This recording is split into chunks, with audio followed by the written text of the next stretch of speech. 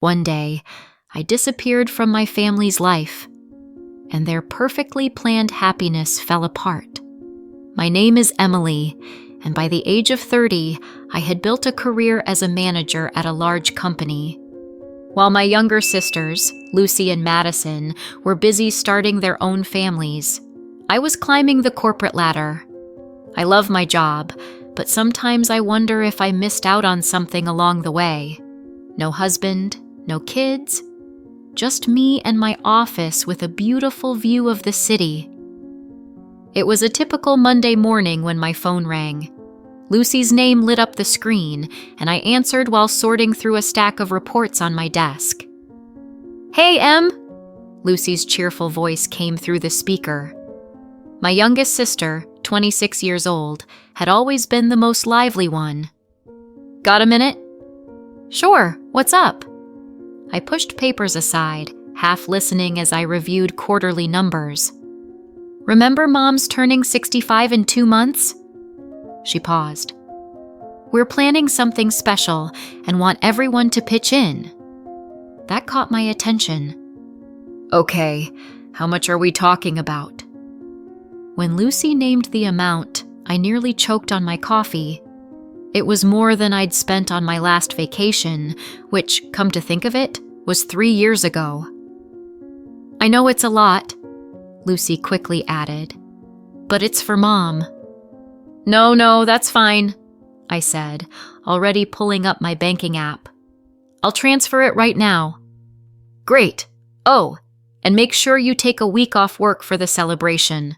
Don't plan anything else, okay?" The next few weeks flew by in a blur of meetings and deadlines. Sometimes I wondered what my sisters were planning with all that money, but when I asked, they gave vague answers. Eventually, work took over, and Mom's birthday slipped to the back of my mind. Then came that Saturday dinner. We all gathered at our parents' house. Mom, Dad, my sisters, Aunt Susan with her kids, Cousin Michael and Rachel. The familiar family chaos surrounded us. Dad telling the same old jokes, Mom fussing over everyone's plates. Then, while we were all eating, Lucy casually dropped, "We've organized everything for Mom's birthday," she said, poking at peas on her plate. "We're spending a week at Mountain Pine Resort." The table erupted in excited chatter, Mom beaming, Dad already talking about hitting the slopes, and my sisters debating which ski runs to try. "Why didn't anyone tell me earlier?" I asked, feeling left out. "I don't even have a ski suit, and there's hardly time to get one now." The table fell silent. Mom cleared her throat, and a pit grew in my stomach before she even spoke. "Actually, dear," she said in that tone she used when asking a favor I couldn't refuse, "we were hoping you could do us all a huge favor and watch the kids while we're there." I stared at the family, waiting for someone to laugh or say it was a joke. But the silence was only broken by the soft clinking of silverware against plates. "You want me to watch the kids?" I finally managed to say. "All 5 of them?" My mind counted them off automatically. Little Jake with Madison, Lucy's own child, Michael's twins Tom and Anna, and Rachel's son Pete.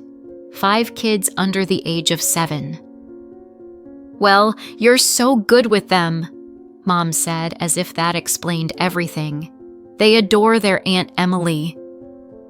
I looked around the table again, still hoping to see a hint of humor in someone's eyes.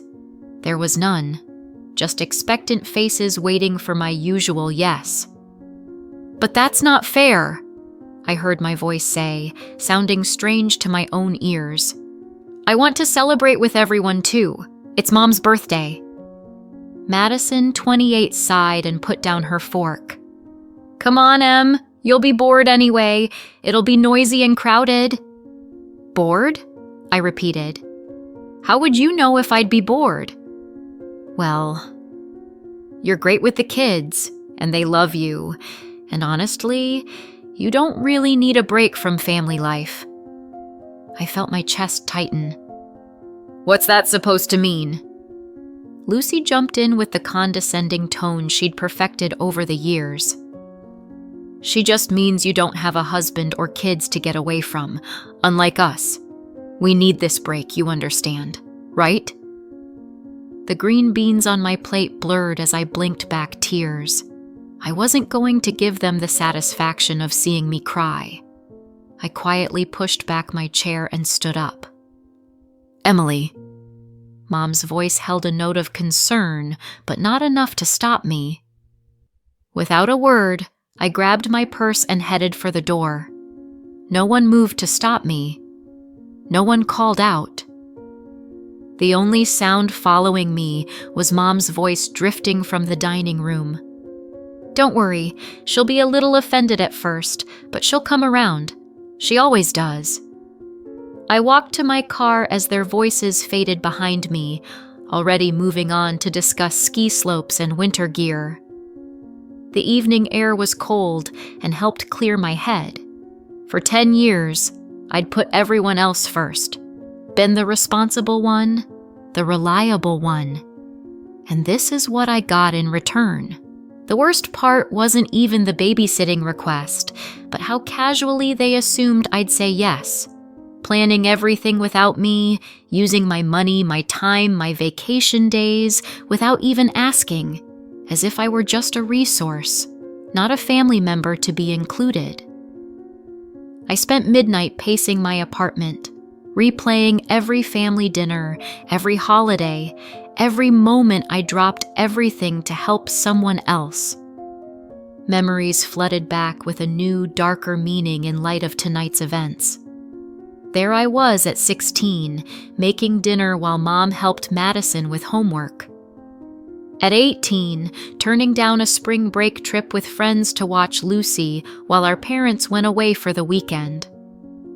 At 21, working 2 jobs during college to help pay for Madison's prom dress. This went on year after year. "Emily, can you watch Jake for a few hours? I really need a break." Madison's voice echoed in my head. "Emily, could you take the twins for the weekend?" Michael's familiar request played like a broken record. "Rachel's overwhelmed with Pete, and you're so good with kids." I always said yes, even when I had important meetings the next day, even when I was exhausted from my own work week. I took pride in being the reliable one, the responsible sister, the perfect daughter. I collapsed onto my couch, cool leather against my skin. The photo albums on my coffee table caught my eye. Family vacations where I was always behind the camera. Holiday gatherings where I was always in the kitchen while everyone laughed in the living room. When was the last time someone asked me what I wanted? "It's not like you need a break from family life." Lucy's words echoed in my head, as if my life, my career, my choices were somehow less valid because I wasn't married with children. As if all my sacrifices meant nothing because they didn't fit their definition of what mattered. Sleep didn't come easy that night. I tossed and turned, remembering how I worked through college on a scholarship, determined not to burden my parents financially. How I started my career right after graduation, helping put both sisters through school.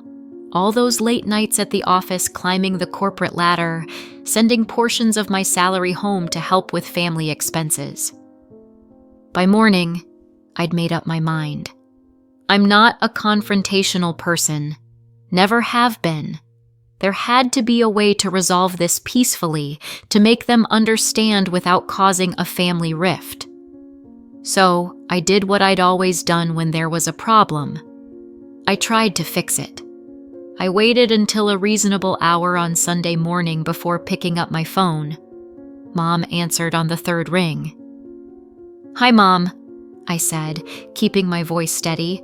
"I've been thinking about the resort trip. Actually, I have a solution. I'll pay for a professional babysitter for all 5 kids, so everyone can enjoy the celebration together." The silence on the other end stretched for a moment too long. "That won't work, Emily," Mom finally said, her voice tight. "We can't trust some stranger with the children. They're used to you." "Mom, I want to be part of the celebration too," I tried to explain. "I can find a really good babysitter, someone with excellent references." "You're not exactly a social butterfly," she cut me off sharply. "You'd probably be uncomfortable with all the noise and activity anyway. The kids will keep you busy, and you enjoy spending time with them. It's perfect for everyone." The call ended abruptly before I could respond. I sat there, phone still pressed to my ear as my mother's words sank in. She hadn't even bothered to say goodbye. The phone buzzed again. Lucy's name lit up the screen. "How dare you!" she hissed before I could say hello. "Mom just told me about your little babysitter idea. Are you trying to ruin everything?" I sat up straighter, caught off guard by my sister's hostile tone. "Ruin everything? I'm trying to find a solution that works for everyone." "We already have a solution, Emily." Lucy's voice rose. "Everything's planned, and now you're being completely selfish trying to change our arrangements at the last minute." The accusation hit me like a slap. "Selfish? Yes, you are. We've been planning this for weeks. Everyone's excited. The resort is booked, activities scheduled, and now you want to throw a wrench in everything because you can't do this one thing for the family." My hand started shaking. "One thing? Are you serious? You know what? If you ruin this trip for everyone, if you spoil Mom's birthday celebration, don't bother talking to me again. I mean it, Emily." The line went dead. I sat stunned by my baby sister's threat as my phone buzzed with incoming messages. "MMA, family needs to stick together." Her first text read, "We all help each other out." Another popped up. "Remember when I watered your flowers last year while you were at that conference?" And another, "You're good with the kids. They love you. Why can't you just forget about being resentful and think about what's best for the family?" My fingers flew across the keyboard as I replied. "A real family doesn't take advantage of each other. A real family respects each other's wishes and includes everyone in their plans. A real family doesn't manipulate and guilt-trip each other."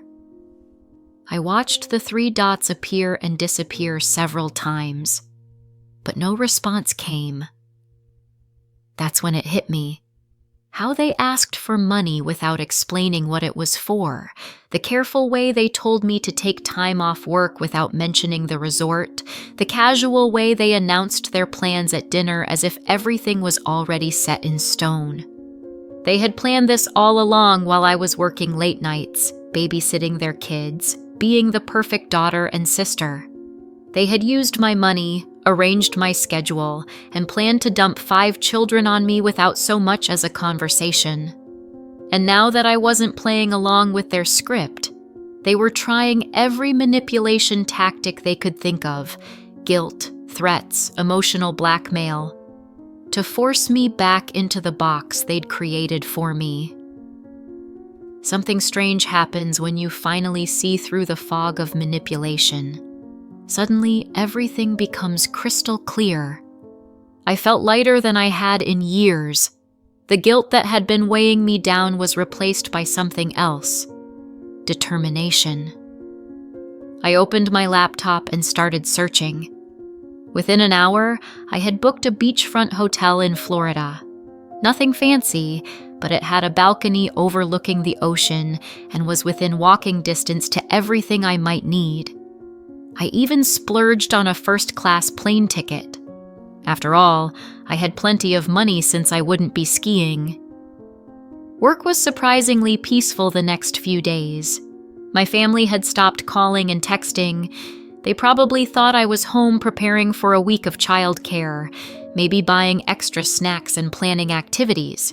The thought made me smile as I packed my beach clothes and new swimsuit. "Tropical vacation in the middle of winter?" my colleague Jennifer asked when she saw me checking the Florida weather forecast. "Sometimes you need to do something unexpected." I replied, surprised by how good it felt to say those words out loud. On the morning of my flight, I took one last look around my apartment. I had cleaned everything meticulously. Force of habit, I suppose. The fridge was empty, windows properly locked, everything in perfect order. Just like always, except this time I wouldn't be here to answer any desperate phone calls for babysitting. As the plane took off, I switched off my phone and tucked it into my bag. No social media, no email, no family drama. Just me, the beach, and a whole week of freedom. The Florida air hit me like a warm embrace when I stepped out of the airport. Palm trees swayed in the breeze, and I could smell the salt from the ocean. Even from here, my hotel room was better than the pictures. The balcony offered a perfect view of the endless blue horizon, and I could hear the waves crashing against the shore. That first afternoon, I walked barefoot on the beach, letting the warm sand squeeze between my toes. When was the last time I'd done something like this? When was the last time I'd done anything just for me? I swam in the hotel pool, read a book uninterrupted, and had dinner at a quiet beachside restaurant where no one needed me to cut their food or clean up their spills. I watched the sunset from my balcony, sipping a glass of wine without a single thought about bedtime routines or morning schedules. On my last morning in Florida, I savored my final moments of peace. I knew I'd have to turn my phone back on eventually, face whatever chaos I'd left behind. But I wasn't prepared for what I found when my phone finally powered up. It started buzzing nonstop with messages, voicemails, and calls, hundreds of them. The timestamps showed they started exactly a week ago early in the morning. My hands trembled slightly as I scrolled through them. The first messages were from Lucy. "Where are you? We're outside your house." Then Madison. "Open the door. The kids are getting restless." Michael. "Hey, we brought Tom and Anna like planned. Are you home?" Rachel. "Emily, what's going on? Pete is asking for his aunt." Reading through the messages, I pictured the scene perfectly. My sisters and cousins standing outside my empty house with 5 confused children, their suitcases packed for the resort, their carefully laid plans crumbling around them. The tone of the messages quickly shifted from confusion to panic. "Emily, this isn't funny. Where are you? Pick up your phone. What are we supposed to do with the kids? You can't just disappear like this." Then came the anger. "You selfish witch! How could you do this to us? I can't believe you're this immature. Mom's birthday is ruined because of you." My Aunt Susan's messages shocked me. I'd never seen her use that kind of language before. "You ungrateful little... You ruined everything. These children were counting on you." Mom's messages started later that day. "I'm so disappointed in you, Emily. I never thought you'd be this selfish after everything we've done for you." Dad, who rarely texted, sent just one message. "Your mother is crying. I hope you're happy with yourself." The voicemails were worse. I could hear the anger, disappointment, and accusations in their voices. Messages from extended family I hadn't talked to in months suddenly appeared, all condemning my behavior. "You've always been so reliable. How could you do this to your own family? Those poor children. You ruined everything." I sat there in my peaceful hotel room, reading message after message, learning exactly what my family thought of me when I finally stopped being their convenient solution. The words they used, the names they called me, the assumptions they made about my character. It was like meeting a whole new family, one that had been hiding behind fake smiles and casual favor requests. Without responding to any of them, I packed my bags and headed to the airport. It was time to go home, But I wasn't the same Emily who had left a week ago. That Emily might have apologized, might have felt guilty, might have tried to make it up to everyone. But that Emily was gone. I'd just finished unpacking my beach clothes when I heard aggressive pounding on my front door. Before I could reach it, I heard a key turning in the lock. The emergency key I'd given my mother years ago, just in case. Mom led the charge, with Madison and Lucy flanking her sides, all of them red-faced and wild-eyed. The peaceful feeling I'd cultivated in Florida evaporated instantly. "Do you even realize what you've done?" Lucy screamed, stepping forward. "You ruined everything! Everything!" I stood my ground, watching them unleash their fury in my living room. The same living room where I'd babysat their children countless times, where I'd canceled my own plans to accommodate their emergencies, where I'd always been the reliable one. "Michael and John refused to stay with the kids," Madison spat, referring to their husbands. "They suddenly had important business to take care of, so Lucy had to stay home with all 5 children while we went to the resort. She missed Mom's birthday because of you. The whole trip was ruined." "No one could enjoy themselves," Mom added, her voice rising. "All we did was talk about how you betrayed us, how you let everyone down. Your father couldn't even ski properly. He was so upset." They continued their tirade, talking over each other, each trying to outdo the others in expressing disappointment and anger. The more they talked, the more absurd it all seemed, until something inside me broke, but not in the way they expected. I started laughing. The sound of my laughter cut through their accusations like a knife. They stopped mid-sentence, staring at me as if I'd lost my mind. "What's so funny?" Mom demanded, her face flushing darker. "What could possibly be funny about this situation?" I wiped tears of laughter from my eyes. "Don't you see how ridiculous this is? Don't you understand how absurd you all sound right now?" "Absurd?" Emma sputtered. "What's absurd about you secretly planning this entire trip?" My laughter faded, but my voice remained steady. "You decided without asking me that I would watch your children. You took my money, told me to take time off work, and then just assumed I would fall in line with your plans. And now that everything fell apart because of your assumptions, you're here calling me the villain." "But you've always helped before," Mom said, her voice smaller now, confused. "You never said no." "That's exactly the problem," I cut in. "Because I always helped. You started taking advantage of me. You stopped seeing me as a daughter or a sister and started seeing me as free childcare. You stopped considering my feelings, my plans, my life." "That's not true," Lucy protested weakly. "Really?" I raised an eyebrow. "Then why didn't you include me in the planning? Why didn't you ask me if I wanted to go to the resort? Why did you just assume I'd be happy to stay behind with 5 children while everyone else celebrated?" I searched their faces, hoping to see some recognition or understanding of how they treated me. Instead, their expressions hardened. "You're being selfish," Mom said coldly.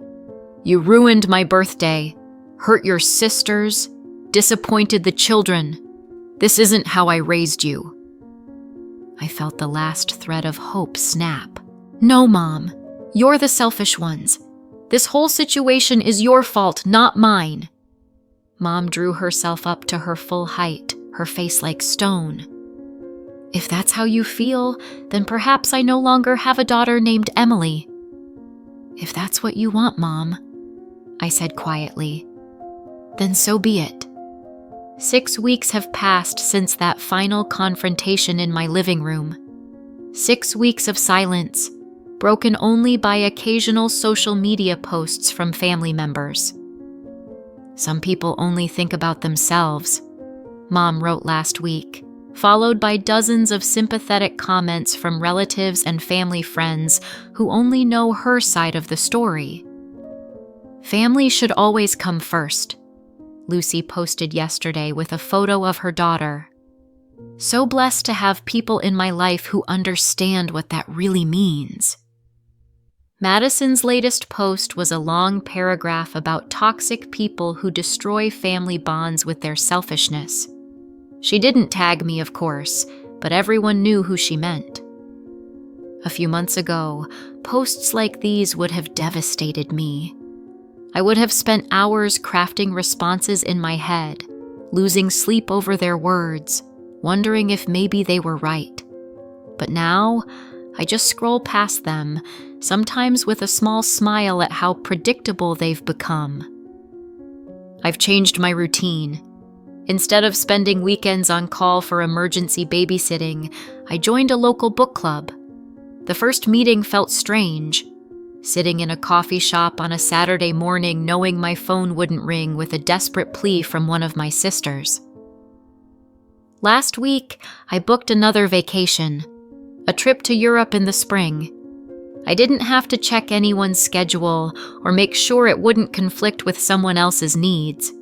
I just saw a good deal and took it. Sometimes in quiet moments, I think about my nieces and nephews. I miss them, but not the way they were used as weapons against me. I hope someday, when they're older, they'll understand. Maybe they'll even recognize the same patterns in their own lives and choose differently. I still have the emergency key I gave Mom that last day. I should probably mail it back, but something stops me every time I think about it. Maybe part of me hopes that one day they'll understand, that they'll see how unfair their actions and expectations were, how they took advantage of my love for them, that they'll realize family isn't about sacrificing yourself to meet everyone else's needs. But I'm not waiting for that day anymore. I'm not putting my life on hold, hoping for their approval or understanding. For the first time in my life, I'm putting myself first, and it feels right. I deleted the family group chat. No grand statements or explanations, just quietly closing another door. Some might call it selfish. My family certainly does. But I've realized there's a line between selfishness and self-respect. Sometimes, the healthiest thing you can do is walk away from those who only value you when you're convenient. Did you like the story? Write your opinion in the comments. Don't forget to subscribe to the channel and turn on notifications so you don't miss the next interesting story. See you tomorrow.